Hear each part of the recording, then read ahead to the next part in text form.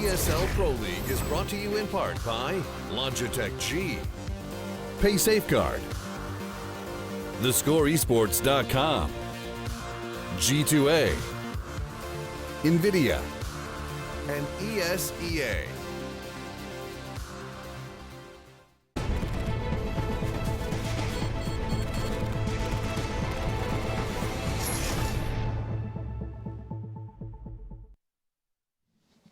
And welcome back, ladies and gentlemen, to the ESL Pro League. So we're moving on to our second matchup of the night. It is going to be NiP up against FaZe. No little signs coming out here. I know today. that once upon a Phasing time up. I played Call of Duty, but I refuse flat out to embrace a 360 no-scope. I'm sorry. Oh. I'm sorry. I can't face up. 420 it? No. I'm all about the green wall. The green wall. Oh, optic. Well, oh, wow. What can I say? Wow. Okay, optic. Anyway, let's talk about NiP. So to begin with, not a bad showing from them at IEM. They could have done so much better. They went 2-3. It could have very much been a 4-1, no doubt about it. So the big thing for me was, I think initially when they came into the Pro League with the idea of threat being behind them, we saw this kind of like, not changed NiP, but this like new stance of NiP, a little bit more cautious, a little bit more well-rounded, not just kind of these like mad, crazy plays that we saw coming in towards the end of last season almost. Now they seemed a little bit more cautious and better prepared. And then you saw the next evolution of maybe actually having threat there a little more, is the fact you saw those set pieces, especially on Inferno T side, comes to my mind, was the playthrough apps, the wall of smoke there. You saw they were a little rusty on it a few times because they were going ahead of the smokes, the timing not quite perfect, but they're getting a lot stronger, a lot more dangerous, and Forest doing well with the AWP. You're seeing Exist coming alive. There's a lot of factors there for NiP that are coming through, but again, how much time has Threat had to work with these boys? Yeah, not a great deal. It was 2 weeks 10 days in total, I think they said. Yeah, so not a lot of time to kind of just reshape NiP as we know it totally. So that's definitely going to be a work in progress. But with what we saw at Katowice, it's definitely a promising sign. And I think that's what everyone has to take away from it, especially if you're a NiP fan. And I think the players as well, they have to realize that, you know, it's going to be baby steps, but we're getting there slowly but certainly. They were arguably frustrated, but, you know, if you to look at breakdown some of the rounds lost, the 2v4 CZ, not the best of times, but the one hit point, sprayed through the smoke, from JW. Like, you know, because the thing was that Inferno against Fnatic is normally every day of the week you'd put your money on Fnatic, even though it's NiP at majors that sometimes get that magic going. I hate saying it, but they do. But they actually did look good, and yeah, it's really unfortunate that sometimes communication breaks down and you lose those 2v4s. They're probably the most frustrating ones to look at. And you want to look at frustration, you look at FaZe as well. These guys... That game on Mirage is something that I'll never forget, because I've never seen two teams play the most ridiculous style of CS in the world. That 1v5 diffuse comes to mind. That was I don't think I'll ever forget. Yeah. So I even went to Taz afterwards and I was discussing it with him, and he was like, I don't know how that happened. Like, I don't understand anything anymore. Like, but these two teams, I don't know. Is he one of those players, like one of those times as a player, you're confusingly walking in, checking the angles, like, I can't find anyone. It's just when someone's like on TeamSpeak. Just defuse and stick it? Why not? Someone's on TeamSpeak going, just try it. Just defuse. It's fine. Yeah. And it works. Just waiting to get shot, waiting to get shot, waiting to get shot. Guys, I won the round. Happens. It happens every now and again. But no, FaZe... Not to the pros, though. It shouldn't happen to the pros. It shouldn't happen, but it does happen. It does happen every now and again. During that event, I think every pro player has a couple of moments that they're not really proud of, and they're kind of praising There was actually stars. about 2 or 3 in that one game. Yeah, Michael Ailey got the defuse, I think, in a 1v2, like properly set for the plant as well. Just smoked it and sat there. It's just one of those things. It just happens, and it seemingly all happened at the same time. But both these teams in weird positions, right? Because FaZe, everyone tipped to be like on the up. Everyone's like, okay, these guys are starting to look really good. But then also a lot of people started to kind of question the mentality now with maybe in-game leadership, and have they changed up their style a little bit too much? Because you haven't got those kind of rock stars coming through. Michael Ailey looked actually down to earth here, which was a bit weird, because you're used to these kind of like out there plays, this super confident guy who goes for this stuff and it pays off. But actually, they didn't really have that. He looked like someone just shot his puppy in the pre-game video. Like, I think it was someone who literally said that, because it was just like, it's spot on, because that's not the Michael Ailey. Of Sadikist.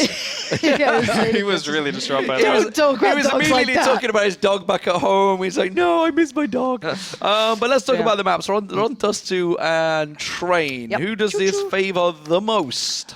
I see FaZe having or being pretty happy about both maps really. That said, NiP have looked okay on train when we see them with this new lineup, and I think they're only going to get better with time, as as mentioned, with Threat being there in the place and actually relieving Exist of having to do all of the in-game leading, which also frees him up. I mean, yeah, we've already seen it. Exist of 2013, right? Who was one of those 3 massive frags that NiP had. That's definitely going to be big for them. So train, I think that's a bit more even. On Dust2, I see FaZe having the advantage simply because that's kind of, unless, like you mentioned, if they change up too much. Right. But normally that would be a FaZe map. Yeah, because FaZe are generally actually very good on train in my eyes as well. You look at players like Rain, who always play these like crazily good games on it, very comfortable. But then when I watched them during Katowice, it was just like, these guys are not the same guys. Yeah, what is going on? Now, What is going on? Because they didn't have the individual players that they normally depend upon. They were getting overrun, outdone, and I was just like, that's was it not... Tempo Storm they played on? I think on it might Dust2. have been. On That was Dust2. That was the overtime game. Yeah, it's just, I don't know. Train, if I hadn't have seen Katowice, if that was blacked out of my mind, I'd be like, okay, FaZe, that's all yours. You can take that away. Sure, NiP are great at it. Historically, you look at that, sure. But FaZe overall, Dust2, though, I want to see how much work they've done on it. Because, again, the NiP that impressed me was a change NiP. It's NiP with these lovely set plays that are very different. But then again, has Threat been able to sit down and go, okay, guys, 3 hours of smoke practice. Who's ready for this bit of fun? It's the boring That's when stuff. Forrest starts like, oh, losing my connection, and just drops out for the remainder of the night. Like, sorry, guys, I can't join you tonight. Yeah, it only works so well when they're not pretty boot camping. Yeah. It's just how they're like, just don't look at me, guys. I promise you it's real. But then again, this is Dust2 will allow to see a bit more of Forest on the AWP, because I think this could be a really nice AWPers map as well. Guardian, of course, being the king of it on occasion. You see a lot of big AWPers having big games on this, so I'd like to see how well he does here. On the other side, Fox didn't have the biggest of tournaments, but he was one of the only players who did turn up on train for FaZe, which was a bit weird for me.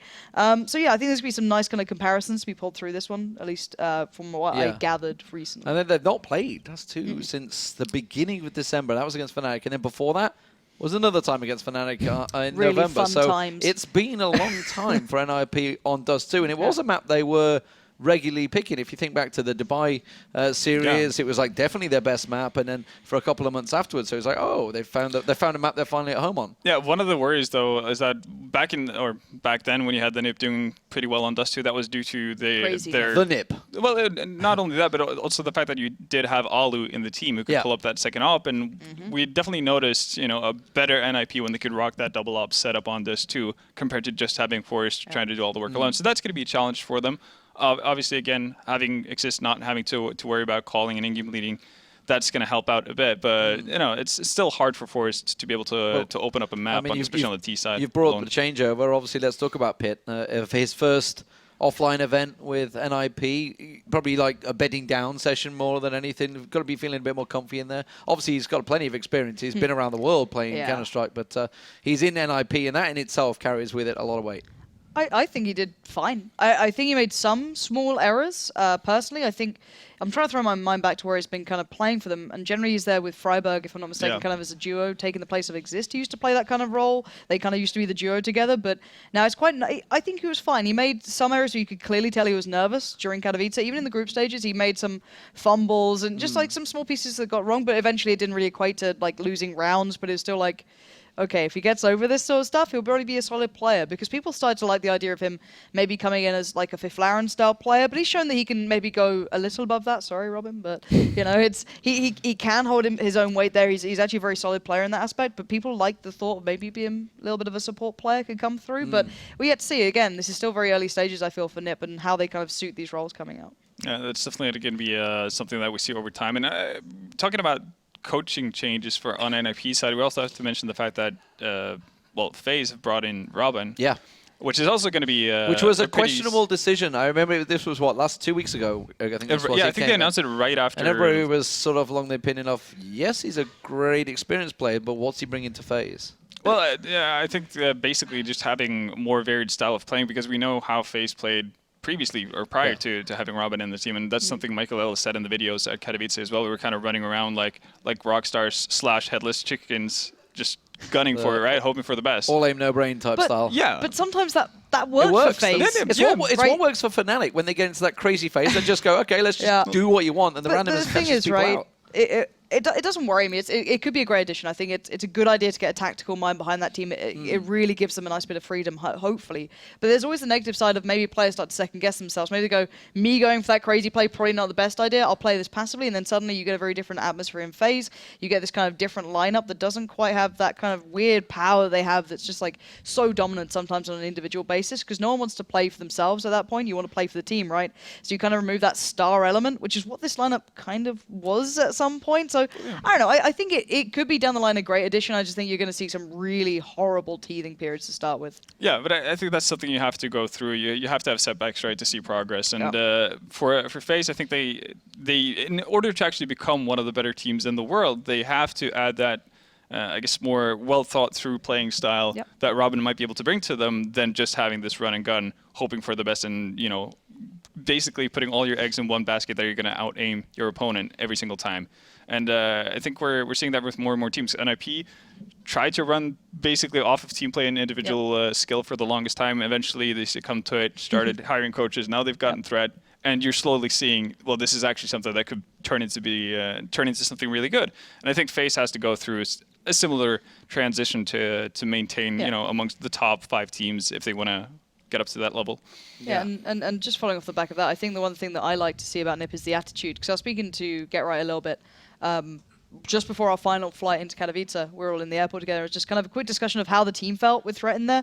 And actually, they're really enjoying, because of course, Get Right and the boys, a couple of them did actually play with Threat, so it's quite a nice like throwback attitude. They're all actually having good fun, but he's also pulling them up. They have a coach they can trust. Yeah, exactly, which is another thing. A lot of people were saying, like, NiP could probably get these great coaches in, but how do you get someone like Forrest and Get Right, who are historically one of the best players in the world, I guess you could say, throughout the history of CS? You could always add people to that list, of course, but how do you get someone to get the respect of them, to listen to them in these moments? Because he's in-game leading for them. He's not just like making these strats and he's doing the calls. Coaching. He is calling in-game for them. So it's like he's a great addition, and he's changing the mentality here a little bit, and he's making it quite fun and lighthearted. But he does pull them up on these mistakes. I think everyone saw the picture tweeted out of like the table, just like sitting there, just like. I'm not sure if it was like straight off what Too Good did on the table. He's like, well, I'm James do Harding this. inspires us all to be an ass at some point. Like. He inspires everyone right now.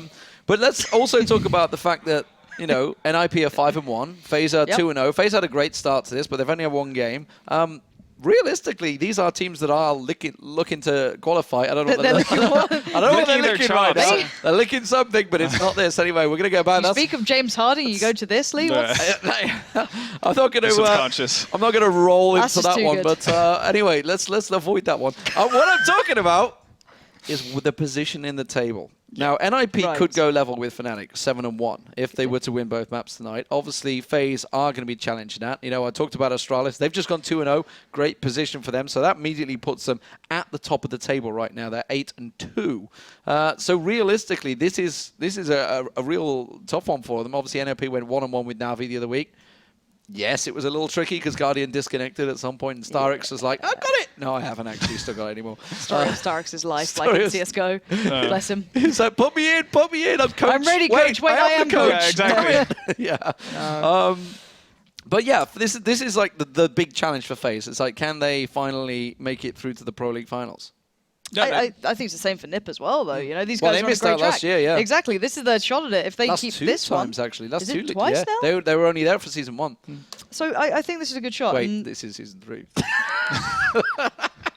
It is. Never do maths on air. You're learning these things slowly, Lee. Never. Like, You'd think I'd learn by now, but no. You would. But no, for me, this is a big challenge for both these teams. One, for FaZe to keep the ball rolling, right? They've had one game, great to get it under the belt, but it's still the beginning. They've still got games to lose down the line that they could be comfortable with. But for NiP, they've played a lot of games now, and you've seen the kind of bar starting to be set by the teams you'd expect to qualify.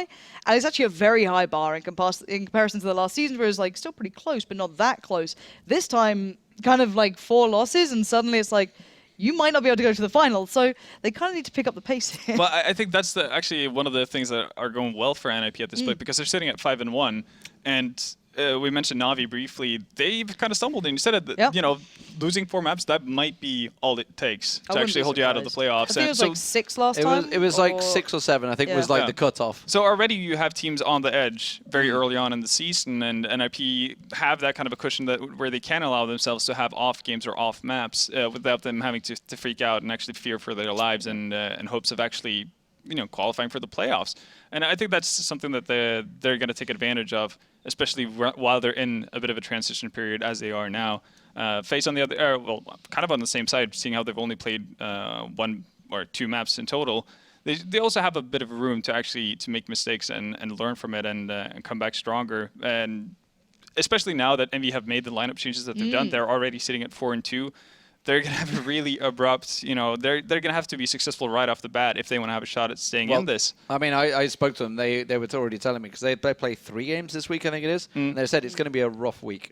So they are already preparing themselves for a tricky bet-in situation. Exactly. So if you're NiP and FaZe, you kind of take that into consideration as well, knowing that, well, if we struggle, there's a big chance that other teams who are up there with us are competing for maybe potentially that 3rd and 4th spot. Yep. They might have a rough time of it as well. There's no doubt this is probably the most competitive season so far in Pro League, with the teams all stepping up there. But which is weird to say, given how Virtus.pro just completely Whiffed. passed out. Yeah, no, they just gave up. They're worried about auto-relegation right now. That's what Pretty they've got to be scared about, because that's a big old possibility. But guys, we're going to get into the game. Yay. So it is going back to get away. NiP FaZe. It's going to be Dust2 and Train.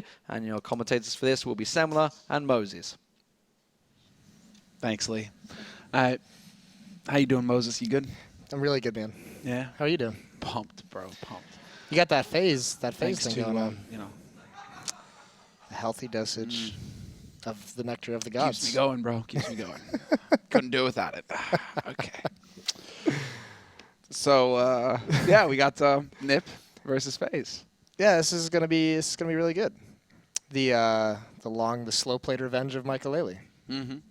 I feel like that revenge has been like a long time coming, and we're just not ever going to see it until tonight. Until tonight. This is the one. Look, I can hold Moses between my fingers. That's all I think when I do the FaZe symbol, right? That, and also, it's just like if it comes up, you're just like you're doing that, you're like, and it comes up and what? I hope you're getting paid for this. I'm just throwing that up everywhere. Yeah, right. Agreement, right? Talked to the guy after mids. I was like, I really agree with how you're handling the team, getting them focused. He was like, great. Like, I'll throw this up for like X number of dollars per show. He was like, worth. And there we go. And the story of how Semler became a sellout, along with McDonald's, Estrella, and a few other ones. Oh, God. The story of how your life has just been sold away. One piece At or a time. chip or burger at a time, bro. Or a can of, tasty beverage. But that's enough of that. Time to get our heads in the game. And so do you. So do you. Don't blink, because you might miss watching Michael get shreked by NiP as they're about to plow right through FaZe here on Dust2. I don't know what I'm saying, though, except that, we checked the stats, and NiP haven't played this map in like 3 months, 2 months, something like that. Beginning of December, I think, was the last time that they played Dust2. So we have to see what threat is going to be able to bring to the table here with this in-game leading, because I think that NiP are going to need it. Yeah, well, it looked good despite, some of those struggles at IEM. I thought that NiP came in looking much more polished on the T side, much cleaner in executions and everything. Wait a second, were my strats off? What? There were so many maps on at Katowice. Was my... No, They not played it? of They Dust2. played it? Not of Dust2. I just All meant right, in general. I was about to say, like... No, don't worry. Again, You're good. Moses? You're good. Their T side looked really polished. I'm like... Just throwing you under the bus. Oh, yeah, buddy. The smoke going down on to headshot box basically could mean a number of things, but the main thing is that NiP don't want to get sniped from catwalk. Trying to get close to that mid door, looking for a bit of a fight to start things off. Michael with the shoulder peek, just managing to get out of there in time, and that sets it up for Rain to miss the shot on Get Right in mid. You could see Get Right wanted to take that fight low because Rain was challenging underneath that smoke, but there was that was Michael who was supporting him really, really well, making sure that Get Right couldn't swing out wide to take that fight. It's a little bit of a dangerous spot, but FaZe pushes away the aggression, and now it's just NiP up catwalk, and they have a good read on this. Ooh, nice headshot there from Forrest to open things up. Now it's Fox. Needs to find one of his own to just slow them down here. They do have control of long phase, so they have that going for him. And this is going to have to go into a retake, but a headshot would be really nice right about now just to kind of even things up here to 4-on-4. And, well, I'm not talking about Freiberg gunning down Michael or Get Right taking out Fox, but Jacob and AZ going to try and do something about this. Finally, a couple of kills go FaZe's way. Everyone's so far away. If he had a kit, this round might even be over. Yeah, unfortunately, he decides to offer himself up to the Swedish Vikings. And, they didn't have a Molotov, so his soul isn't going to go to Valhalla and chill out with Odin for the rest of the time, drinking beer and, chasing wenches. Yeah, it's just over. Just all downhill. That was cool, though, from NiP. The SWAT team tactic, just dropping down off catwalk, all 3, going for CT spawn, clearing out half of the retake. That was good stuff. It is a little bit scary, though, because once he gets in there and taps the bomb, you're just like, okay, so 2 players in CT spawn, 1 on catwalk. That could have been really, really dangerous. That was sick from Forrest, though. Rain getting a bit greedy with the deagle in mid, looking for that player in Suicide. And Forrest with the scout is going to pick him off. So there's your start for NiP in this key round, because FaZe did go for a force buy, so they were hoping to get something done, but being down Rain already isn't really going to help things. Yeah, no, and they're very spread out across the map. Actually, the middle portion of this map is wide open, but with the pick so early on, NiP, I mean, you can just see that they've stalled this one out. They're just going to slow play it, see if there's any kind of information being attempted by FaZe, and be able to punish that, and then just move forward with an even bigger advantage. But no one from FaZe is moving. 2 out towards long, 2 dedicated to the B bomb site. So all that's left is for NiP to really make a decision on where they want to go. But look at this discipline. No one's even peeking quite yet from NiP. They haven't even started moving across the map. No. A little bit of a tell there from, at least, small detail. The decoy got thrown out. It was making Galil noises, and then somebody shot with an AK. So, FaZe know that 2 people were over in Upper Dark. But it's not really going to matter as the split comes in. They're just going to go charging straight up mid, and then they're going to have a soul man that's exist holding an Upper Dark, hits the headshot on the Michaelele. AZ's here with the UMP. Finds 1 kill onto Pyth, but it's just not going to be enough. And the remaining players here for FaZe just kind of stuck at long. Yeah, they were... It was a 2-2 setup from FaZe, and so there's nothing really Jacob and Fox can hope to achieve here apart from getting exits. No, that was just saying... that was the interesting thing, right? Because FaZe could have been, even spotting towards mid from doors or something to try and let those guys get a jump on the rotate, but that was just pretty dedicated. Saying, if they come our way, cool. If not, we're in some trouble. So no real magic coming out in that round for FaZe with that setup. And now NiP with a huge lead, only losing Pit. Yeah, exactly. And he had an SMG, if I'm not mistaken, yes, as well. So it's not even that huge a loss. Kind of sack him, but then they save the 3 rifles. They save the scout. That's the important bit. And NiP aren't even really taking the risk of hunting here. There's absolutely no reason for them to do so. So hold on to the rifles for the next round and just keep on building that bank. That's the name of the game here for the Swedes. 2 opening kills for Force in this matchup as well. Scout through the door, and then that sick pistol shot in the first round. So doing a little bit of entry duty. Well, you see Fox is, he's building that money right now. Yeah. Does that build the hype in your soul, Moses, to see him pick up that op early? Not really, no, to be honest. Interested to see what comes of it. Not super excited. We did see him have, the one time we saw him really have that sick op match was in Cluj against Envy on Inferno. On Inferno, yeah. Where he was just beasting, and since then it's kind of fallen off a bit. Yeah, he had that beast one, and now it's kind of like average, I guess, right? Well, I guess when you have players like Michaelele, Rain, well, basically, Jacob and Rain. Right, that's the thing. If in reality, if Fox is getting massive amounts of op kills, like something's going wrong with some of the other players, they're the ones who should be racking up the huge numbers. I do like how thorough NiP are being right now, checking out mid, getting what information they can. Now they need to actually figure out that this is going to be a stack before they go charging headlong into it. It could get dicey. Even with the rifles, even with the superior firepower, they're still Jacob with that 5.7. A couple P250s here for FaZe to work with as well. And, well, nobody is going to fall for that. Nice shot to open things up. That's from Pyth actually finding the headshot. And a second one onto Fox as well. But then Rain just springs the trap, comes at it. Goose AZ hitting another shot and brings it back to a 2-on-2. Jacob now the last man alive, but he's close to the site. And it's all one. Well, it's basically him versus Forrest, and he's going to get the headshot. I don't even. Yeah, that was a bummer, and you could even see it during the second round. Like, this could have been something dangerous coming for NiP. Is like, yeah, they were playing it so disciplined and so far back, making sure they don't lose anyone to anything silly, but like they weren't exactly probing for any kind of intel as well. And that time, neither, not probing it, even looking into the B-bomb site, not even kind of checking out mid at all, just like really slowly making sure that no one from FaZe is peeking anything, and then just walking up catwalk. So that stack actually works out perfectly. Yeah, that's the main issue.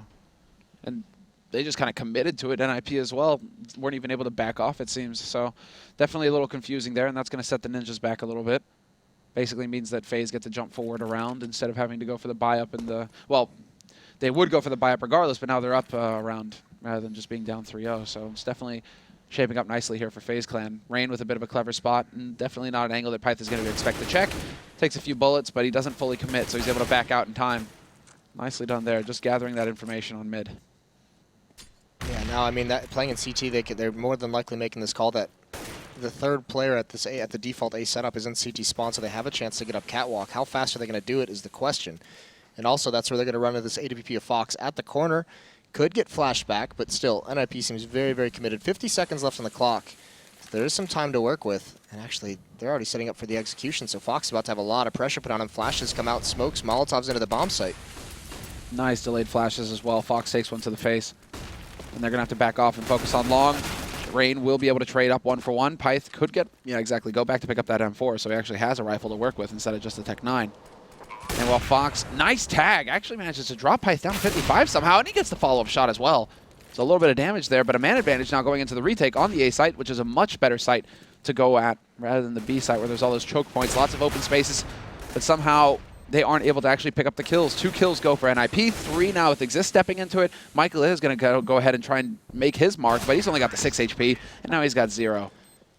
Yeah, sick frags come out for NiP. It looked like they were about to be boxed in. And Fox plays that so well, just staying alive, staying far back. Team contained into the bomb site. Get Right was a little bit slow on the lurk, but all the kills go in the way of NiP right at the end there. Forrest at that corner box. What do you guys call it? Gandalf? Gandalf, yeah. What is that in NA? Like, we just call it like quad box. Quad. Quad? That's quad box? Or elbow. Works as Elbow. well. Gandalf is so much cooler, though. Gandalf It's like is the so concept of the Gandalf, right? Where it's like you shall not pass Yeah. that point. That's pretty dope. The only problem is you call it out in matchmaking, people are just like, what? And I'm like, come on, guys, don't you watch streams? You guys don't watch the Room on Fire duo? God. All right, well, what are we looking like for money now, actually? Let me see.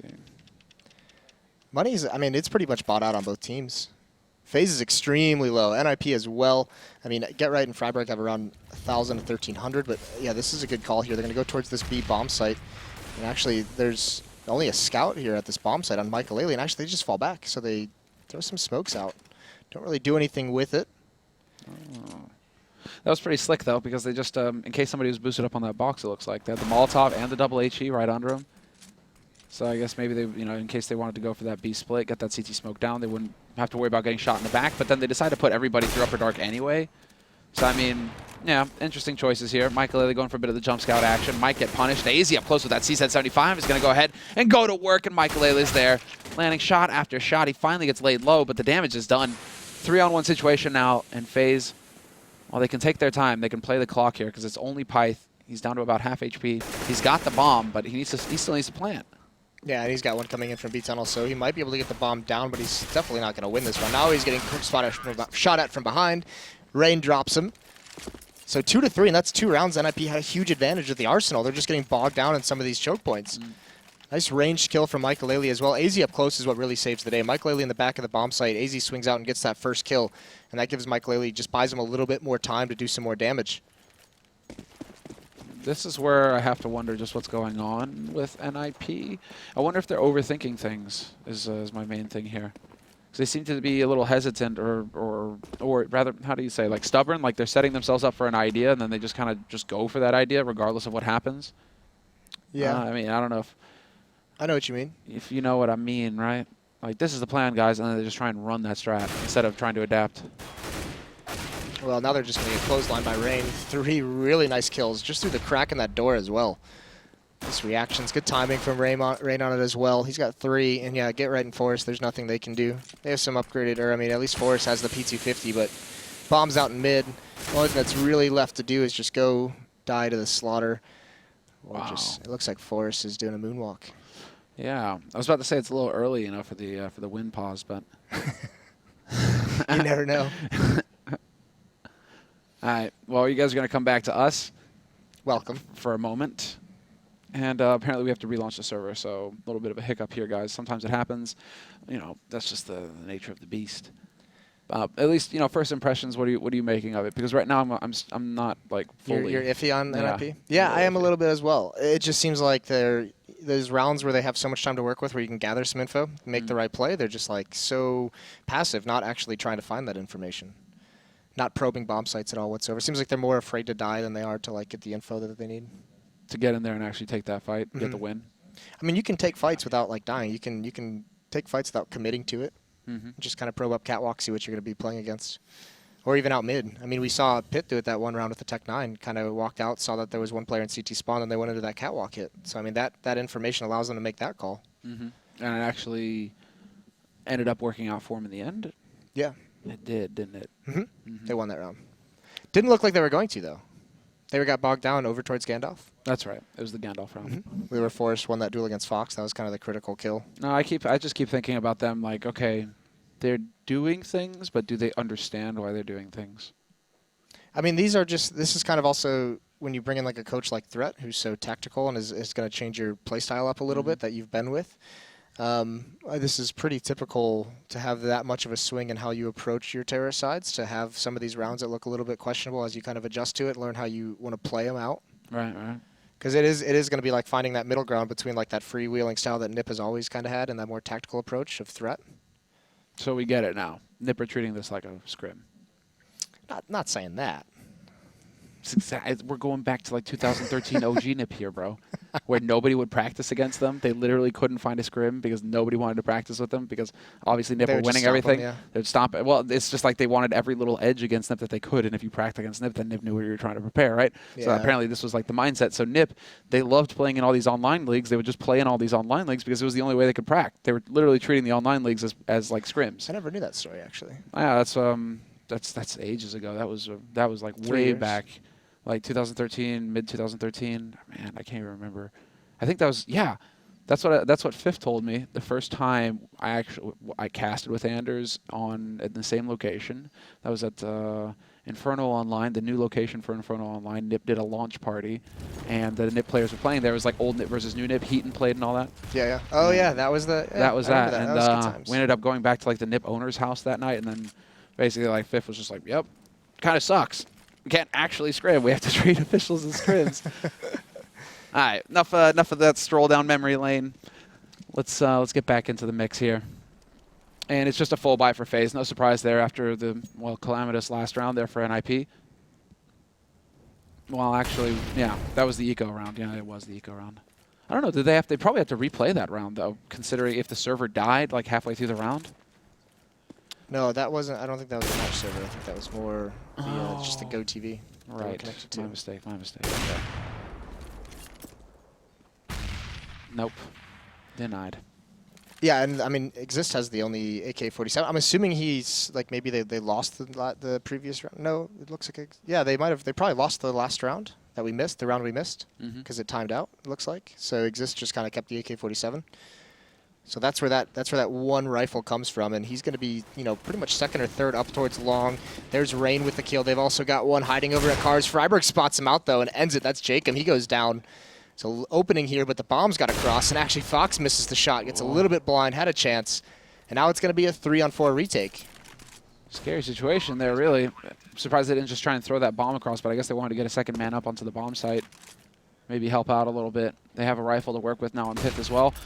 Another follow-up flash that Fox eats, but then this is only opening it up here for his cat push. That's what Fox is trying to play with those flash nades. Freiburg going for the peekaboo, and he's going to get caught by AZ in the end. Nice pre-fire there from AZ. And now actually get right. Not going to be able to make it out either. It comes down to the two remaining players here, both with rifles, but they're just challenging straight up. Fox is going to get caught. And while Michael Ailey not going to have a chance, Exist, he saves the 1 AK, and it wins them the round in the end. 3 kills for him. Yeah, that's a huge save of that AK-47 with those 3 kills. And now looks like we're going to have a pause because one of the FaZe members fell out. But they have plenty of money, actually. They have 3 members that we can see at least with over 7,000. So it'll be another buy up into the next round. But nice win from NiP. That shot from Freiburg saved the day. Jagan was about to pounce at any second. Yeah, he was going to railroad him, wasn't he? Because didn't make a peep. Everybody's just chugging up long. And Freiburg also had that row moment, row, like, because he just does the double take. It's like, wait a second, there's a guy there, guy. I got this. He saves him. He's the hero, Freiburg. Doesn't get to say that too often these days. Nicely done by him. And so tying up the score 4-4 here in this best of 1. I'm just imagining Freiburg actually saying that in voice comms. with his Gothenburg Swedish voice. I can't even do that impression. You could actually see him swinging out wide. He was trying to clear out the bomb site. Was that Rain in the site? Like that was being occupied by those long members? And Exist got the headshot on Rain. Yep. And then Freiburg swings out, grabs that one. I was actually surprised that Jacob didn't swing out earlier with his teammate fighting him a little bit. But I mean, Rain was. That's the thing, right? That would have been like a cool bait setup if there was somewhere for Rain to fall back from. But he was like in the middle of the site. There's nowhere for him to go because anywhere he falls back to, he's exposed to catwalk, which is where Freiburg is coming up. We had to take that fight. Fortunately, Jacob either like didn't know that or just didn't realize it. Maybe some miscommunication. Maybe they're trying to figure things out as well. I mean, it's worth mentioning. We got to see like the LAN debut for Roban now, calling for FaZe. He's handling all the shot calling in the team, which is going to make it really interesting. And this is the direct impact that's had already on the team. Is that Rain is like right back up to the top of the scoreboard. Like ever since Roban has picked up that in-game leading role, it just feels like Rain drops 30 bombs like they're nothing. Again, right? Whereas when he was calling, it had like a significant impact on his ability to get kills. Like he was always at the bottom of the scoreboard, which was definitely holding FaZe back, considering he's probably one of the best clutchers in the world. Like you don't want to mess with Rain's game. You just want to let him go to work. Yeah, you don't want to split that fragging and brain power that you have to exercise. It is a tough task. Speaking of Norwegians, it's Jacob who's dropped, and we still don't know where he's at. So. But these Norwegians, man, they're good. Maybe we should get Vendetta to write us, like an essay or something. It's been like the one missing thing for me in like CS:GO in the scene right now is the Norwegian Counter-Strike. Because like 1.6, there are some baller Norwegian teams. But what happened to them then? Yeah, I don't know. What happened? They've all left. They've all gone on. Well, and Norway seems to me like Norway would be like a really hard place to play if you weren't on like a salary or winning a lot of tournaments. Just because it's so incredibly expensive to live there. So is it that much different from Sweden, though? Yeah, it's much higher. Really? Like it's like significantly higher. So their currency is just so damn strong.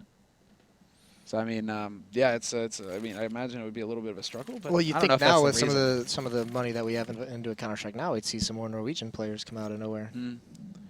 But then a lot of catching up to do, right? If they haven't been playing CS:GO. Yeah. It's not super easy. I mean, the other Norwegian that's out and about right now is Rubino on Dignitas, who he's living in Denmark, but he is Norwegian, right? Used to play with Polly and Skirk and all those guys last year, I think, is when they folded the team, London Conspiracy. So, wait, what was that? No, that was even before that, wasn't it? Because that was LGB. That was when Jacob came out of the woodwork, had his first international showing, started wrecking people, and then got some attention for himself. Yeah. I do remember that. That was beginning of last year, yeah. So, I mean, they're all over the place. They just don't have, like, a Norwegian team. It's just like they're like the mercenaries of the Counter-Strike world. They're just hired out. Ven, what is this? Well, I mean, like, Norwegians don't really have like an internet excuse because they should have like excellent fiber internet, so that shouldn't be a problem. Yeah, they had fiber 10 years ago, according to Ven. Right? So just bragging. Get wrecked, rest of the world. I can't actually hear you, Ven. Weak. Okay. Apparently I'm weak. And I mean, Jacob is, I guess, like the latest talent, because before that, Rain had already been, getting attention, right? Yep. So I think Jacob was like the latest and greatest to come out of Norway and really have a high impact. Rubino's more of like that steady kind of like, Norwegian glacier.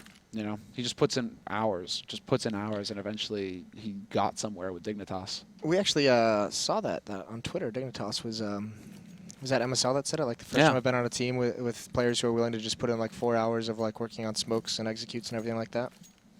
So that team obviously disappointed a little bit with that major qualifier performance, but I mean, put in the work to make up for it, to make sure it doesn't happen again in the future. Because they're one of the most promising teams. I remember being in Ohio when they fell out of the tournament, and all like I know it was someone. I think it was someone said to Sadicus from G2, like, that's a bummer because they're one of the teams with like the most potential to be able to take over one of those top 8 slots from the current legends. Absolutely, absolutely. I mean, I think a lot of us were disappointed. I certainly was to see both of the Danish teams go out as well, because you also have SK running around with Maggie's boy. Like that guy is also capable of cracking skulls. So, I mean, now you used to have Config on SK, and now he's over on Dignitas with MSL in that lot. I felt bad for the Danish teams, but I was really happy that Anders just gets punished. Well, how? Because Well, he still has doesn't get- Astralis, right? Yeah, but I mean, that's. I mean, he was feeling. Hey, he was feeling. Astralis- He was feeling pretty broken at IEM. They make semis, man. They make semis. I know. But like, yeah, Anders, if there's one sure way to tilt him, even more than spraying at him in DM, it's him watching Astralis. I'm just throwing that out there, guys. If you ever run into Anders, if you want to, troll him a little bit, just spray at him. Nice exchange from Rain. He wins that duel. Pit down to 19 with the dink. Just some damage through the door. But NiP Freiburg wants to follow this right up. Just re-aggression. And Rain's in this spot again, the same one. Is Freiburg going to be ready for it? He's not, but he adjusts perfectly. Rain misses the initial shot, so a good pick comes the way of NiP. I have to say that's more Rain's fault than Freiburg, like, getting the drop on him. Yep. Really surprised to see his aim jerk away like that. So, not really impressive there to start. Smoke goes down a block off catwalk. No, that wasn't a smoke. That was a flash to force Fox back. They do have nades. I guess they want to try and bait some kind of response here from FaZe. Yeah, Michael Lilly is going to challenge in the mid, and yeah, he just walks into two guys there for NiP. So NiP, it's perfect for them. Now they have a 2-man advantage going onto the A site, and a split going in as well. Yeah, that's a nice nade though from Fox. At least slows things down, thins out the attack just a little bit. He's going to stick around. That was a really nice way to just bait out an attack, because that's like cutting the map in half essentially with that AWP. But Mike Lilly didn't get punished by the initial peek. It was the second one that he brought out. Although that could be scary for this, but the timing works against Fox. Oh, yeah. Now they're kind of out of position, FaZe. I mean, they're rotating a man into CT, but he's about to get smoked off. Incendiary going out onto the site, and that's Jacob, just kind of standing there. And unfortunately, I mean, shots have already been fired in this round, kills acquired, so Yep. there's no stopping it or pausing it. Yeah, that's a bummer. Obviously, that's kind of more than likely why he was logged out of the server. Computer or internet issues of some sort, as he's just chilling in the crosshairs. Free kill for Forest. Fox is going to try and save this AWP, though. And Exist is going to put the pressure on him, but that op still wins the battle right through the edge of the wall. This would actually be a very important AWP to save, because there's no money on the FaZe side, so at least they'd have something into the next round that could deal some damage. But it doesn't look like anyone else from NiP is even going to be willing to go after this gun, because their money actually isn't that strong either. Yeah. So don't want to give up any more weapons to Fox. They're going to let him live into the next round with it. I mean, Moses, you say that their money isn't that strong, but then I feel like I'm seeing everybody with a Dragon Lore these days. So money game is definitely on point, I think. That is not a cheap skin. Not at all. Yeah, there's a lot of Dragon Lores out there. Dude, like Forrest has got one, Fox has got one. Everybody's got a Dragon Lore these days. You know, it's like the hipster in me is just saying, like, actually I have to go and find, I'm going to go back to like the Op Boom or something. You'd think that maybe there would be like some kind of hipster movement in CSGO where like the battle scarred skins were like the most popular. Yeah, man. That factory new. It's too fresh. It's too clean. You need to go to the bargain bin. Find some battle scarred, exactly. Yeah. Yeah, I mean, look at them. Both of them rocking Dragon Lore. It's a pretty sick skin. It is a sick skin. It is a pretty sick skin. I mean, just wait until Columbus comes around, man. Like everybody is going to be hoping for those cobblestone matches. I personally am not, but I know that everybody invested in skins is going to be definitely trying to watch those cobblestone matches to get those drops. Yeah, logged in on like 4 computers. Exactly. Completely messing up the viewer count, but that's all good. Where is Jacob? Jacob. He was the one who crashed again, I'm assuming. We lost Roban now as well. Yeah. So, man, it's been a while since we've had this happen to us, bro. Like, some player getting DDoSed or something like that, and then it's just, grinds everything down to a halt. This is a return to our roots. Ah, interesting. Just got an update. We might actually have Roban stepping in as a sub for Jacob. Oh, boy. Oh, buddy. Big shoes to fill.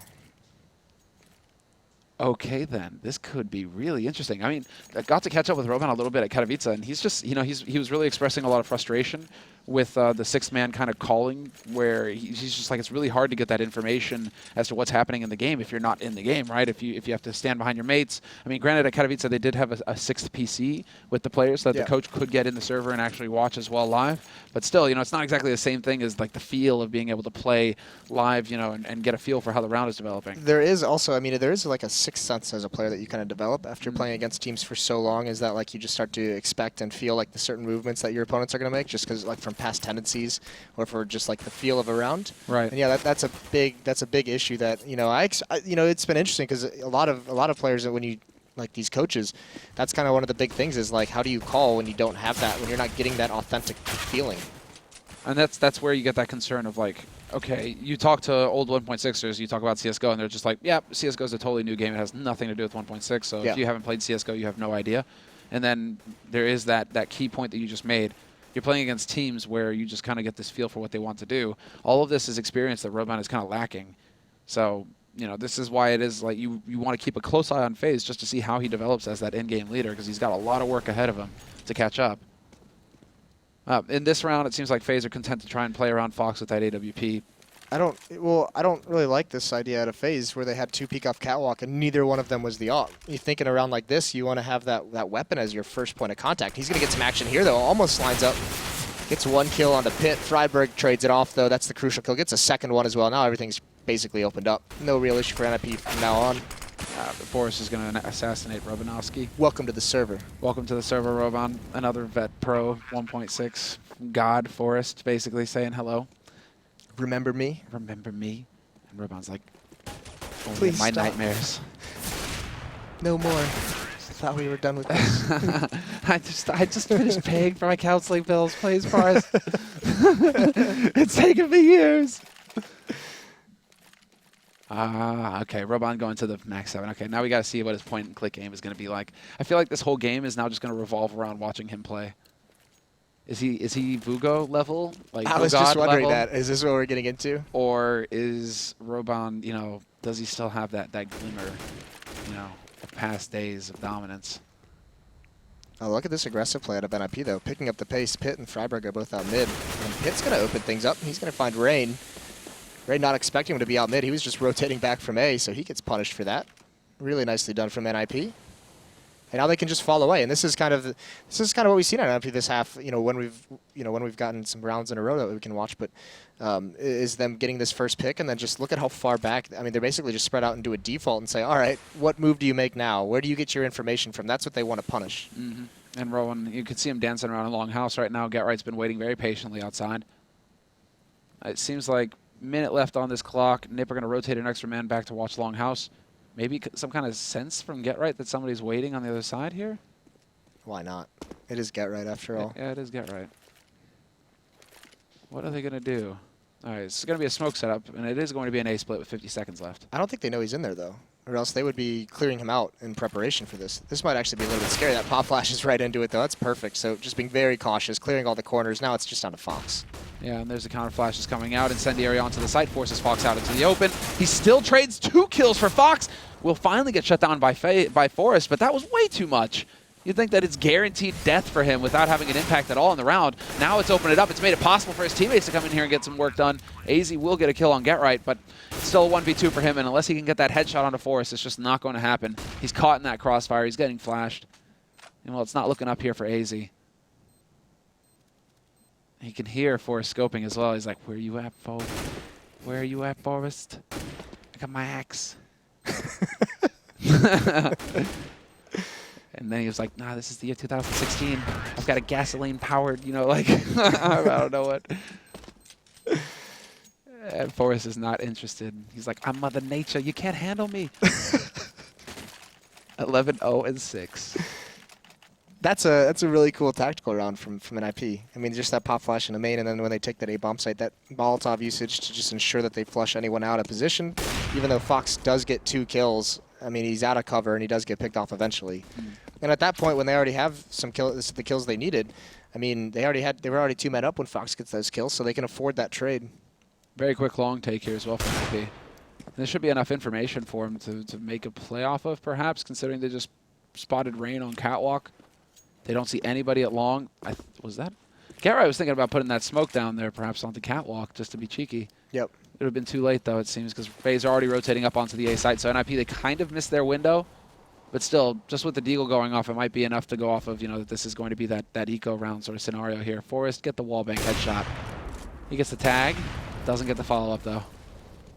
Yeah, look at FaZe, though. They've completely rotated over here, so this is a very slow-played execution, and NiP's going to have to handle it really well. Get right on the entry, gets that first kill. Michael responds, but the rest of the kills go in the way of the AK-47. So, oh, there it is. Deagle coming alive. 2 kills for him, but down to 14 HP. It's almost too cruel. Just burn him alive. Still, if he could find one more. I mean, he's already inflicted some serious damage here. This is already a failure as far as NiP are concerned. Giving up 3 kills in an anti-eco situation. A little bit of the jump, and he's not going to make it. Freiburg will hit that one shot that was needed, that was necessary, and they saved the Dragon Door. So nicely done there for NiP. But I guess with Forrest, 12K in the bank, they're just like, okay, we lost 3, but we can still full buy. Yeah, there's so much money built up. But now at least FaZe has the full losing bonus behind their purchases as well. Each round they're going to get all the bonus money, so they can now buy, you see the switch to the double op setup. They have good utility as well behind the M4s. So Fox and Mike Lely both combining for an op, and there goes one of them, though. Get right. The aggressive player out towards long finds that kill. He even throws a nade out, and that might have actually blown the op closer to those double doors to make it impossible for Robin to pick up. It might have worked the other way as well, because Robin, I think, instantly picked it up somehow. Ooh, I didn't notice How did that go? How did that happen? Regardless, they're going to try and make this double op work. It's just that's basically like the worst case scenario here for FaZe. 8-4, NiP with a pretty big lead, and they go for the double op and get it shut down. So now they actually have lost that man advantage. A little bit of a toe shot there from Robanowski. You need to aim for the center of mass, though. And, well, he's learned that lesson. He takes a little bit of damage, and now it's just going to be up to FaZe here. Rain basically getting that aggressive smoke down onto catwalk. But with so much time left in the round, NiP shouldn't be too concerned. Oh, but this is aggressive around the edge of the smoke, and he almost was able to spot exist. Pitt's probably not really going to expect this so much. Ah, here the step, and it's still not enough. Oh, but he's running through Molotov. That actually deals massive damage, down to 36. So he doesn't even realize it's there. And now look at NiP. They've got one member in mid, that's Exist, and then it's Get Right, Freiburg, and Forrest. Out towards long, that's going to be huge for them to deal with because the op isn't there. It's going to be Rain, and he's only got an M4 and 36 HP. Oh, and there's a rotation. Easy kill for Exist. He might even be able to get out of dodge. Yes, he does for the barely moment. There's still a man in mid, and it's 2 ops basically that are waiting for him. Roban has dropped out of the server in the meantime. So we'll see how that plays out. But Get Right's finally going to be able to lead the way up onto the A site and annihilates Rain.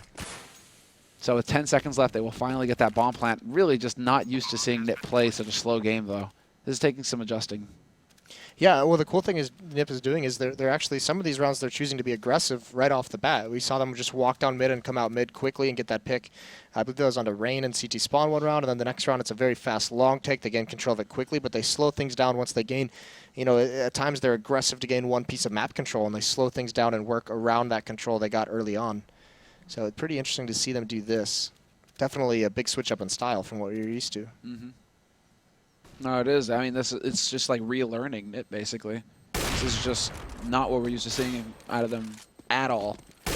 No, Micah. No. Nope. Freiburg. Just jumping. Sit down. It's a casual slouch. Casual slouch, exactly. Pause coming in again. Maybe we get Jacob back here. Yeah, that's what I'm assuming because we saw Robin leave, so. Here's hoping, because this, I mean, as far as the standings are concerned in the league, FaZe are actually off to a pretty good start so far in Pro League. They've got 2 wins to their name, 0 losses. So if you end up giving up 2 wins to NiP, a team that you can beat due to losing a teammate like this, that's really frustrating for FaZe. And considering they're still probably having nightmares about that 1v5, I mean, from Snacks, right, at Katowice, yeah. Like having this, it's just like, insults on top of injury. It's really not cool. Well, this is big for NiP as well, just even the other way. Because NiP is 5-1, so if they're able to get these 2, because all of a sudden they're tied for Fnatic at 2nd and 3rd in the league, 7-1. Astralis with those 2 wins earlier, obviously they're in the lead right now, up to 8-2. Mm-hmm. Yeah, Astralis they're always really strong in these kind of online leagues, though, right? Because they topped last season's, if I'm not mistaken. They did. So, like, whenever it gets into these kind of like best of 1, best of 2 format online sort of matches, it just seems like Astralis always do so well in this. Similar to LANs, it's not until they get into best of 3s that they struggle, so we got to see. Best of ones, you know, best of ones. That's Astralis' you know, bread and butter. They're meat and potatoes, The one team that is just like, yes, please, more best of ones. right? But guys, wait. Time to drop the stats bomb, right? So this is what we learned at Cluj, right? I don't know if I ever said this on stream. I think I did once, right? But, you know, for teams that advocate or for people that advocate, you know, like, oh, best of 3 for everything. You know, actually, statistically speaking, apparently at majors, 85% of the time, the team that wins the first map wins the best of 3.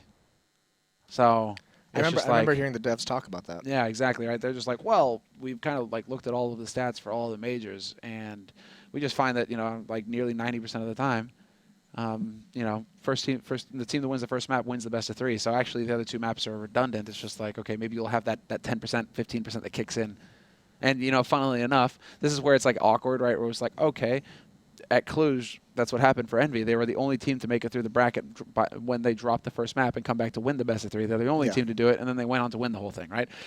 So, you know, if we're doing best of ones, we could have lived in a world where Envy, you know, Doesn't win Cluj. But yeah, the vast majority of the time, that's how it plays out. They said it even goes deeper when you extend that even to BO5s. Yeah, basing then it off the early results of BO3s as well. It's just like actually it just gets narrower and narrower, basically, like the odds for the underdog to come out of it. I guess that's all. Obviously, you know what everybody's hoping for, though, is that underdog win, where it's just like against all odds. They've trained for years For this moment. for this moment, for this time, when Fnatic proved to be mortals after all. No. Yeah, right. Stop. Stop. Those guys don't even know. Don't even know what to say about them anymore. Apart from just having like an incredible understanding of like what fundamental CS, like the fundamentals of Counter-Strike. They've beat the game at this point. They kind of have, actually. You know, it's like there was that meme that was going around in StarCraft 2 for a while where it was like Flash, you know, he was like, you know, you beat single player, I beat multiplayer. Yeah. It's like Fnatic have in reality actually done that in CS now. Yeah. Like in the most competitive era of Counter-Strike, they have dominated 6 international lands in a row. Well, the scary part for me was that IEM was like, that was just like a whole new level, at least on their CT side. Yeah. Which was pretty interesting because I think a lot of people assumed that when they picked up Dennis in place of Pronax, they would have like a pretty solid run and then like that honeymoon period. But we thought we'd see them drop off after that, just a little bit. Yeah. But like they have dropped off on their T sides. I think it just doesn't really matter if they're going to play CT sides the way they did. Like, what is it? As close to perfect as possible, basically. Like just incredible CT side CS. Yeah. This is just, I mean, the combos that they have, Krims, Olafmeister working together as a unit. Just seems like Flusha, every time he starts getting on his game, they just look unstoppable. Well, and JW too, like that. We saw like a little bit of a resurgence of him in Pro League right before IEM, and then he brought it to Poland, and it was like, oh, JW's back. if that's not good. Back again. J-Dub's back. Tell your friends. I don't actually remember how that song goes. You got it. Keep going. You're nailing it. I mean, but you know, there are like few players that I enjoy watching as much as JW though when he's on point. Yeah. It was like Kenny, JW, like the two of them were basically. It's like if either of those guys were playing, I'd just sit down and watch that game because you know that you're going to be in for a treat. Like, so JW, just the stuff that he used to do is. It was just so ridiculously like impossible, you know, and yet he still managed to do it, to pull it off. Just Well, it crazy says something, plays. right? That like there's no other player that can replicate that. Yeah, it's basically it. Oh, what? No. We've done it, Summer. We've broken you. No. We found a way. The Zeus didn't do the job. It didn't finish it off. No. Well, I mean, Michael Ailey, maybe he's just that deep. He's going to bring things back for you. Okay, I see how it goes. Michael Ailey, kills exist. Now we just need somebody else on NiP to die, and then it's a 3-on-3. It's fair, right? Yeah. And then it doesn't matter. Maybe that's how it goes here for NiP. Like Freiburg just goes and dies at the beginning of the round, just runs straight at FaZe. With the bomb. Dies, and then it's a 4-on-4 right from the beginning of the round, and then it's all Gucci, right? Oh, Rain might even things up for you. This is actually really dangerous by Freiburg. The bomb's still down in lower B. Oh, that drop. That's so unfortunate. You saw it coming too, and obviously, you know, we see it coming with X-ray, and you're just like, yep, you're dead. Like, unfortunately. Oh, Michael, there we go. 2 headshots for him. Freiburg and Pyth down. Michael is still alive, still kicking. He might be able to take out Forrest here as well. Get Right's going to be bringing up the rear, but Michael, he's on point. He's nearly going to get this ace. One more shot, and Fox, get off the server. Get out. Robs Michael of a Deagle ace. Fox, I was already saying Michael name. 4-on-5 ace with the Deagle, and Fox takes it. Just give him one more shot. Give him a chance. Wow, man. I would be actually a little annoyed with Fox if I was Michael right now. Well. Okay. Time for that dirt nap. Still a man advantage for NiP, though. 4-on-3. Fox is kind of hoping to bring it back here. I mean, he only stole an ace. Can he steal NiP's dreams as well? You think he'd have to, like, make something up after that. Oh, I'm sorry. I hit the side of my keyboard. Yeah. My bad, dude. It is the triple op setup, though. Out of FaZe. Yeah, I think they're having a laugh. Well, it's well, they're like the Joker, right? Laughing as he just like destroys everything. Well, now they've got a man advantage actually. So the triple op. This is the whole strat. The whole point, Moses, is that NiP are never going to get onto a site. So the retake, it's not going to matter because it's just not going to happen to begin with. They're going to nip it in the bud. It's like they're traveling in time, back in time, to kill the progeny or like the parents of NiP. I don't even know how this is working right now. Well, it's not working because they don't have an eye on log. Oh, no. That was the kill. That was the one. Oh, though, Rain. No, that didn't work, but it was kind of cool. Style points. Yeah. Missing the shot versus Exist, less stylish, not as cool. And now we have to see if the Walking L'Oreal ad is going to be able to actually pull something off here. It's AZ. But he's only got the AK. He decides to ditch the AWP, so the plan has already backfired. And he inadvertently nearly threw the perfect Molotov. It just turned out to be like the horrible Molotov. And now he actually gets the peek. He knows that Exist is playing from Goose. He's going to take that spray fight, but Exist is going to clutch it in the end. 3 kills for Exist, making all the difference. And it's a 10-5 scoreline for NiP at the end of the half. That was actually almost incredible that FaZe actually almost got like 2 of those last 2 rounds are all 4-on-5 and they almost win them. Like they could barely do it when they had 5 members in the server, and then they are in 4-on-5. But it is good to see, you know, that, and this is something that actually, I mean, this is just a kind of a small detail, but NiP, you know, very easily could have just like rushed something in a 5-on-4 and just played the numbers game. Yeah. And you could see they're still remaining in that tactical, maybe just saying, all right, guys, let's just, goes back to like what you're saying, where when they have only 3 weeks or 4 weeks before the major, everything needs to be used to practice to get into the right mindset. And they're just saying, let's just treat this as if we got an opening pick and just work the map as if we were up 5-on-4 because of a kill. I think you're exactly right. I think you're on point there. Be too silly. Be too silly. I'm wondering, they're probably going to try and use as much time as possible here to get that 5th in. Yeah, to get that 5th in for FaZe. Nice rush. This is actually giving me motion sickness. Please stop. Please stop. Unless you want burrito all over your shiny hardware here, Matt, you're going to switch away from this. Thank you. He thinks I'm joking.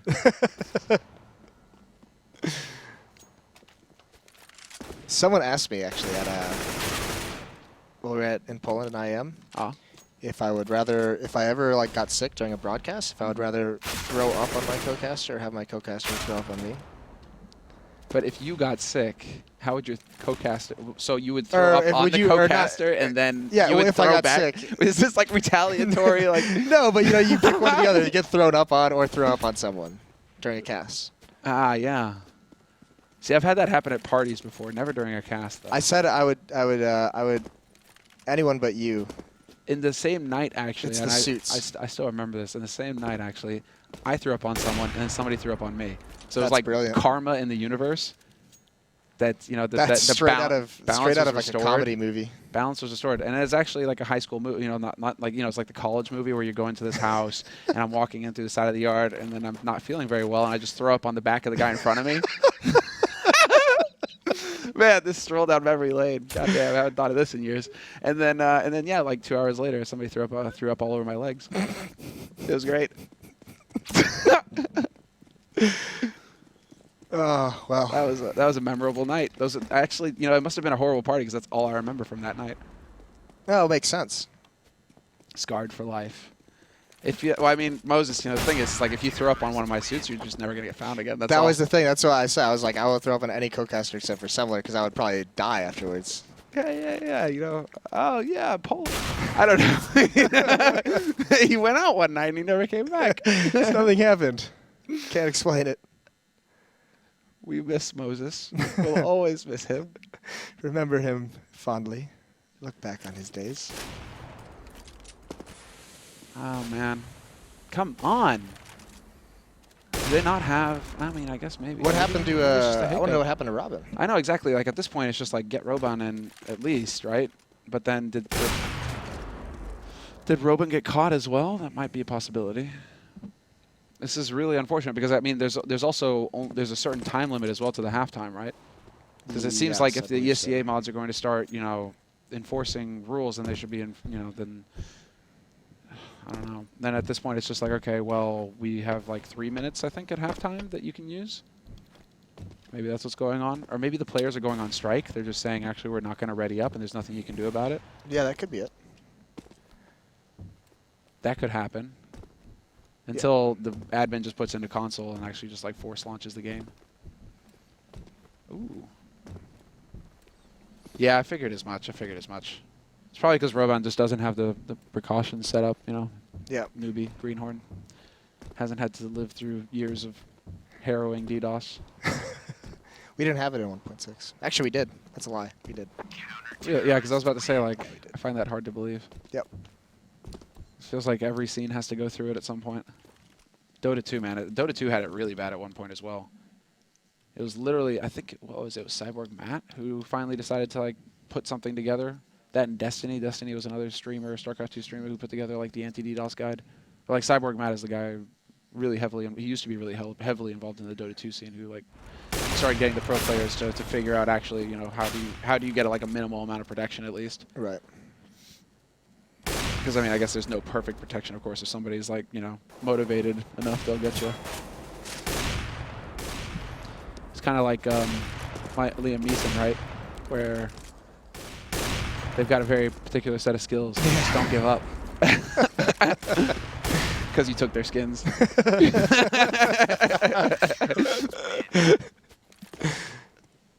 Oh, man. Speaking of skins, these fancy Dragon ones are going to waste some pregame. I thought you were going to go like really hard for some reason on them and just be like, these fancy Dragon Lords are actually going to waste on these guys.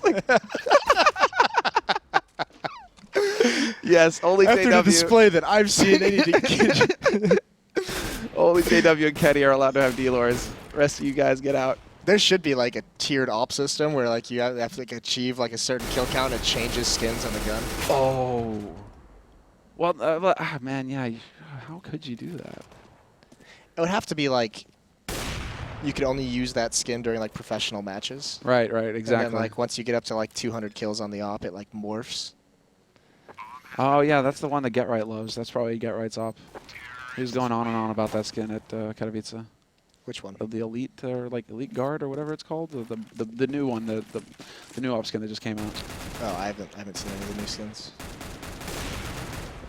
Get out. I don't have a knife. I use the Emerald Pinstripe AK. That came out like a year ago. It's classic. I'm gonna start a donation fund. Go for me. you. Like, let's get Moses some skins that aren't horrible. Nah. I'm good with my skins. You can have like 3 skins at least. I'll hook you up with cartel skins at least. Dude, I have like I don't even know what skins does the cartel have. What is it? P250 dualies and AK. Dude, I got the Benjamin P250 skin. That's never leaving. Oh my god. I guess someone in North America's got to earn the Skrilla. Yes. Never mind. I mean, that's actually really silly to say because they're all making like fat salaries over there. So, got to change tack here. Got to change tax. Have mercy. Have mercy on my continent. I always just gotta laugh because like Shroud used the Benjamin. I'm just like, there's like no more fitting person than Shroud in North America to be using the Benjamin. Balling with the Benjamins. P250, exactly, because the guy actually makes sick money. I mean, spray control. Yeah, that was pretty nice actually. He actually wasn't a Freiburg that had like way back when. This might have been like 13 or 14 where he had like that YouTube clip that he uploaded on like how do you practice spray control. He had like the most popular guide. Mm-hmm. Yeah, he used to do it a lot on his streams as well. Yep. Or he would. That was like, what it was from. It was a Twitch VOD or something. Yeah, exactly. And he was just he was also, what was it? He had that orange walled one where the warm up, you know, like where like the red dots show up at intervals on the wall, and so you practice that. So he was like one of the first guys to start showing that off on stream as well. I remember trying that map out because I saw it on his stream. It was actually pretty slick, but now it's all about that aim bots map or whatever. That's like what everybody uses. I'm old-fashioned. I just DM. You just DM? Yeah. When I rarely ever play. When we actually get the time to play. I actually got to play like 2 matchmaking games yesterday. It was heaven, except that one of them had a goddamn boost hacker in it. I was so mad. I was really mad because I played one game and it was like average. I was, you know, it takes a game to warm up, right?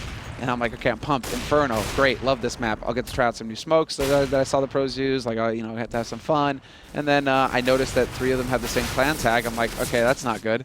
And then I walk into T-spawn, and then one of those assholes is literally running around in a circle, right? You know, where it's just like obvious that this guy is obviously running a script or whatever, where he's just gonna run in a circle so he doesn't AFK out. And I'm like, we're doomed. And then you can't kick each other. Like I was trying to get them to kick me, that didn't work, and I ended up just surrendering, like leaving the game. It was really sad. That is pretty sad. It was really sad. That's why I don't matchmake actually.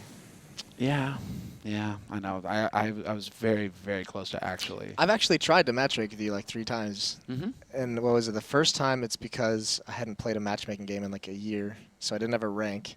Yeah. And then I spent like the next day I ranked up.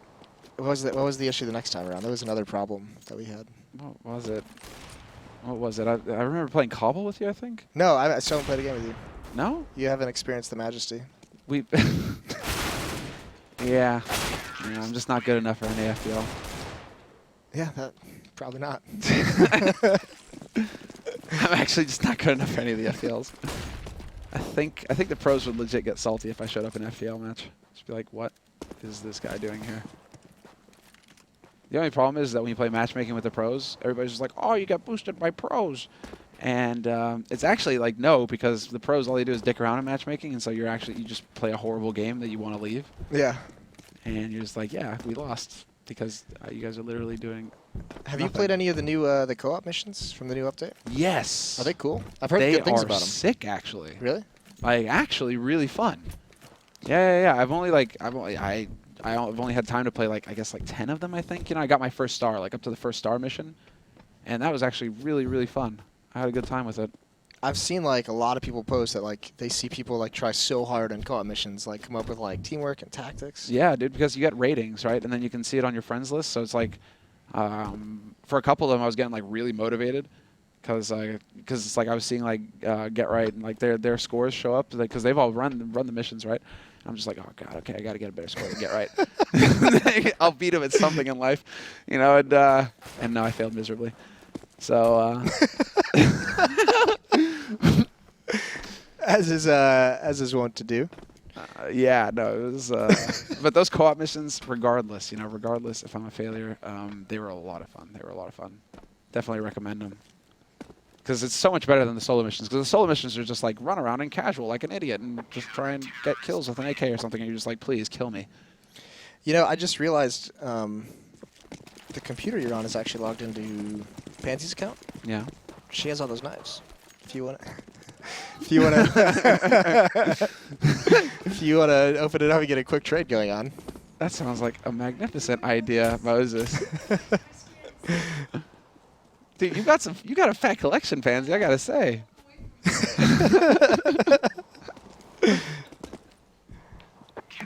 Oh man. Well, we're still, guys, you know, in case you're wondering, we are still waiting for Jacob or Robon to show up. At some point they will.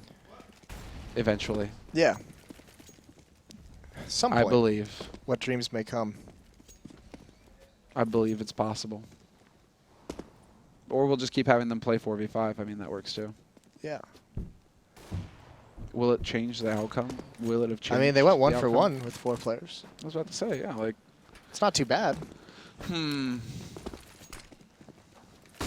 All right, guys. Well, it seems like our producer is going to have mercy on us after all, and we're going to hand it over to the analysts. So have a quick word about this fascinating match here on Dust2. Yeah, thanks for that, guys.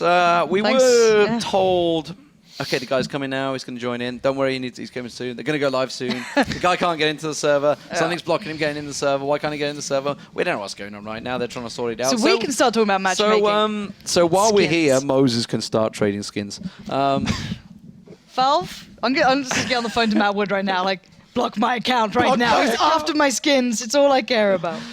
So yeah, okay. Well, let's try and rewind and Recap? think back to actually what happened. I in don't there. even remember. I Personally, remember Robin coming in. Makalele's like, Fox, please. I was about to get a deagle That's ace probably in the a exact words he 4v5 used. situation. Yeah. And then Fox just literally burst through the doors like CZ's like, ha ha! No one likes the guy with the CZ, do they? You know what I mean? To be fair, I've gotta given up get and yours, started though. playing them. You gotta get yours. I Yeah, mean, you can't do that. You can't do that to them. But just having wonderful news coming through. Yeah, that- instantly told. They're Is it going actually live in? now, No. guy. There's still only 4. There's still only 4. They're playing with 4. Is that a joke? Oh no. Is that a joke?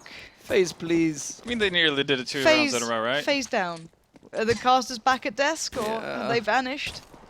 Have they given up? Have they stolen my skins and run away? It's probably what they've done. Hopefully they are. They're Yeah, gone. they're They're absolutely gone. gone. Oh, there we Well, go. we can have a 3-way discussion. We can do a tricast pistol. Sure, let's do this. Not a problem at all. Obviously, like FaZe opening things up just to But bring then it back again, to that equal numbers, play-by-play, right? my friend. Oh, Just dive yeah. into it. Fantastic. Lord, this is one of those days, isn't it? Well, they are about to challenge Get Right. He's going to Oh, get you're them taking it spotted out seriously. straight away. He's going to get into that. It's a 4v5 and he's failed miserably to land a single headshot. Oh, poor kid. Failing miserably sounds a lot Chris, like the way I'm please. feeling right now. It's kind of hard to see as well, because like, I've got the preview Yeah, but- monitor like a oh, yeah. mile away. But they're about to win the pistol in a 4v5. I'm really proud of them. This is, I think it's a proud moment. But okay, if we talk about it this way, on the T side you can probably play with 4 a little bit easier than being on the CT with it. So I guess you can just kind of like bum rush sites and land for the shots best. like that. Yeah, pretty much. That's literally the I game mean, that's plan. what the tactic comes down to now. It's just like, well, we're just going to have to rush. Yeah, Rush no, B, boys. Rush Yeah. B. Pretty much. And on the CT side, we always talk about how if you trade evenly, it's always an advantage for the T Yeah. side because the rotation problems you get as a CT by being 1 man down. Maths. And FaZe just starting off strong with that disadvantage every single round on their CT side. Well, I believe in the comeback, just to screw over anyone doing the DDoSing for. It's gonna happen. All the skins. I the remember actually skins. last time this happened, it was Virtus.pro Dignitas, and they basically let them win just to screw over the DDoS idiot. They just went, they literally just That's stood in fantastic. T and said, yeah, come get us. Yeah, Pitt and Freiburg were like, screw that, we need to win, guys. So But I mean, to be fair, They are NiP, This so- is, well, it is also for Quite a bit of money. quite a lot of money. Yeah. that's the It's like- terrifying fact of it all, isn't it? There is a lot of money on the hand, as much as I'm sure the little guy with his couple of skins. But Don't anyway. talk about Moses like that. Well, he's Little guy with a couple of skins, he can't help his height.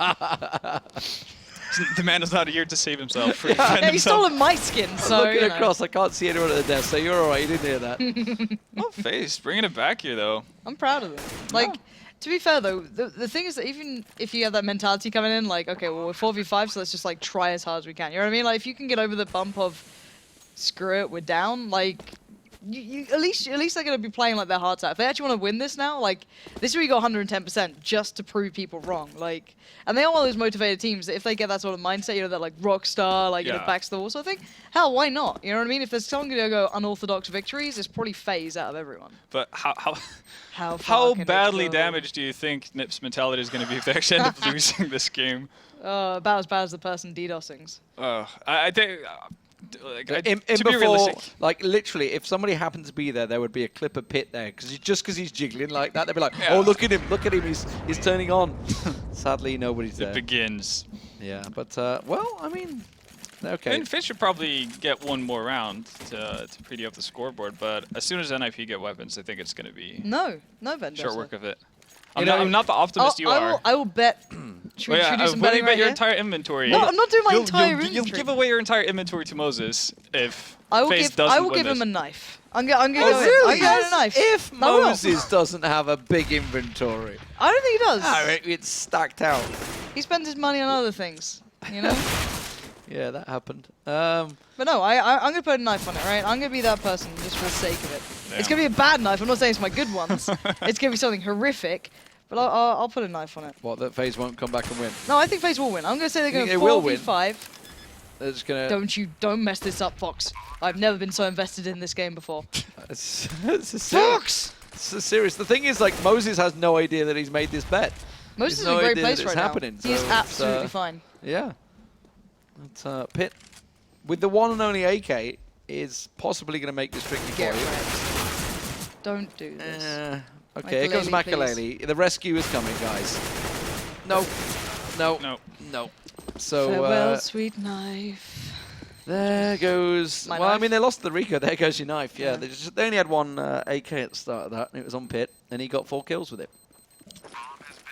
Definitely worked out for them. And I mean, that's technically an ace in this game. yeah, it is. That's so Yeah, well true. done. Well done, Very Pit. true. Canadian ace.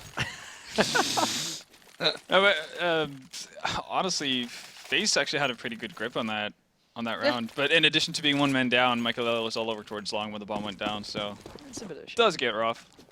There you I go. think that summarizes this entire game. Yeah, It does it's get just, rough. Yeah, pretty rough going of it. We were going Yeah. so well with the time as well. I mean, the mouse game was over. Hell, we're pretty gonna catch soon. up if NiP actually, close a game. So Forrest is gonna have a whale Well, of a time. I have a sneaking suspicion we're going to have a bit of a wait before train starts at this rate. Just if FaZe are listening to the stream, I did bring my mouse and my. You're my ready mouse to go. back. I'm ready to You're go. ready to go. I just You're in need the to This see- is what studio. you dream of, isn't it? Like the one day we were at a event, you're kind of like, guys, I've got this. And you come and you I drop got a out feeling one these kill. are only And then I 60 hertz screens. Easily though, so go you might 0 be- 15. Nice. You might Yeah. have a few trouble. To be fair, actually, I do recall These are Devil 120. Walk playing no, 3 these games upstairs before. Yeah. Didn't go very well for him, too far. I watched his games. No, yeah, They that were was not it was great. not a good day for him. No, credit to the mentality he came with. It was like, I'm meant to be a pro player. I'm meant to be able to just set up and play, so I'll just get on with it. But coming back to this game, FaZe kind of screwed in this one. As said, it's like, if they Soon can as Snip get avoid... weapons, Yeah, yeah. you know. Yeah, pretty much. It's kind of really unfortunate at this point for FaZe. It is going to be a lockdown from Forrest in mid. Pretty comfortable there for him. And again, once that economy builds up with NiP, it's just going to be like the utter struggle bus coming to pick up FaZe from now on. Like that one. Yeah, struggle bus is real. Well, there's not really much to say. I guess I'll give credit There's so to little FaZe to for actually say. trying. Yeah, no, there's so little to say. We've actually lost both of our casters, so that's... I love the Yeah, fact that they yeah. haven't come back yet. It's like, no, it's good, guys. Don't worry. It's good.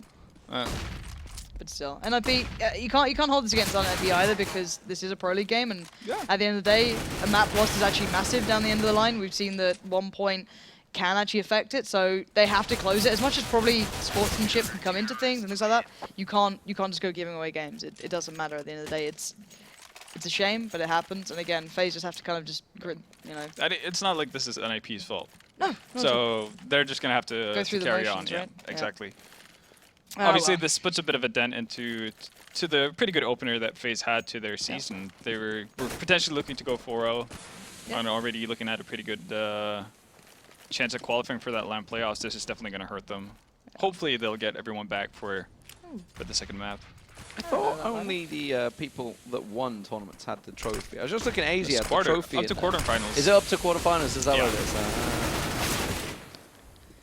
Well, we're seeing the 4-pack just going roaming. Freiburg. I mean, they're doing what they the can thing do. is, though, This the is it. annoyance is because even when, like, if they trade, it's never going to be that effective. They're always going to be a player down. One so man it's, down, yeah. it's kind of horrific to operate at this sort of point, but They you always know. need someone to get the double. yeah, pretty much. And then you Funsies. have the guys like this, just sat behind him. It's like, come at me, bro. I'm right up behind you. I know who you are. They're literally stuck between what we could call Forest the Rock and get right the hard place. I don't know. there could be some weird Connotations, coming yeah, out of that. that's- Yeah. Only you that thought of that. No. You took your time on that phrasing as well. So Well, I was trying to decide You've already who come was. out with some I was peaches trying to find today. who was the rock and who was the hard place. That What was all. defined Forrest I as the wasn't rock? thinking of anything. I Is it don't his know. physique? He's a bigger boy, yeah. Phrasing. Look, That's exceptional. Speaking of the bigger boy, it's time to buy a D-map. Forrest does close out the round. So yeah, NiP looking like they're just kind of going through the motions on this one, and sadly for FaZe, it's just kind of sitting there and taking it. I think I'd be Take it. surprised. Stop Why it. don't they just go Tech 9 rush? Just like balls to it.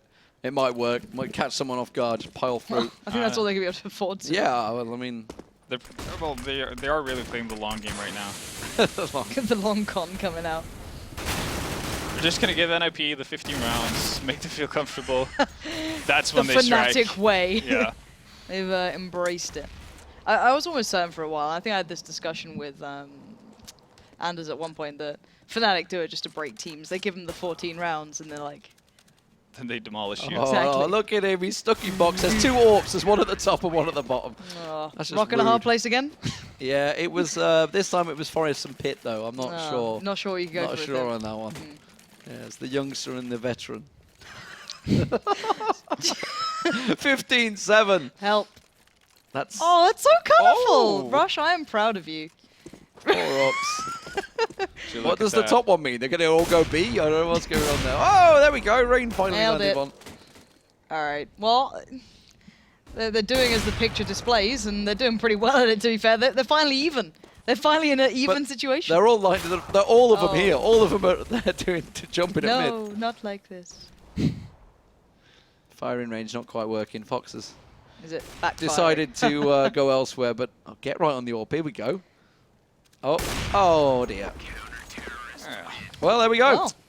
Brilliant. 16-7, 16-8. I didn't even Say keep 7, track yeah. of it. 7, I believe. 16-7. Cracking stuff. Brilliant game. What a game, Exceptional yeah. casting. I love as watching well. top games like that. And unfortunately, they are going to be playing another map on Train. So Choo-choo. then some deep analytical thinking on this one. Oh, where to start? Yeah, exactly. There's The way to so many finish. Hopefully, players. on the second half. Please tell me about that one. I'm really into that. Nail Moses biter. has just Nail come in and biter. going, wait, was I meant to cast the game? I'm not sure. No, Moses, it's over already, mate. You were a bit late. Nice But one. you did win a knife. It's okay. Yeah, that's true. You got my knife, Moses. Not the nice one. I'll give you like a... Yeah, you Force want, deep you at. want a knife one. Nice knife. The unfortunate part is we cut half your pay. 'Cause you but yeah, well, I mean, there's not a lot to talk about with that one, really, is No. it? It was Bit a of a shame. 4v5. We saw a little revive and thought Robam, actually, we were saying in that little Deagle thing, he got the 2, and That then, would've been then he sick. just jumped and then span around. It's like, if it had got The 2 of them, dream. it'd have been straight at the top of HLTV. It's like, Top of Reddit. bring him back! He's amazing! Sadly, not the case. You guys at home, don't forget involved in this. The Score Esports app is available on iOS and Look at the sadness Google. in your eyes. You can check out the scores, stats, and everything else about that amazing 4v5. We love to see that sort of thing. I got a feeling, I'd like to say we'll be right back, but I got a feeling there might be a small delay before we go into Train. Small Who knows? delays. Unless they're going to play a 4v5 again, in which case you'll see the sadness in my eyes. We'll be back, guys, after the break.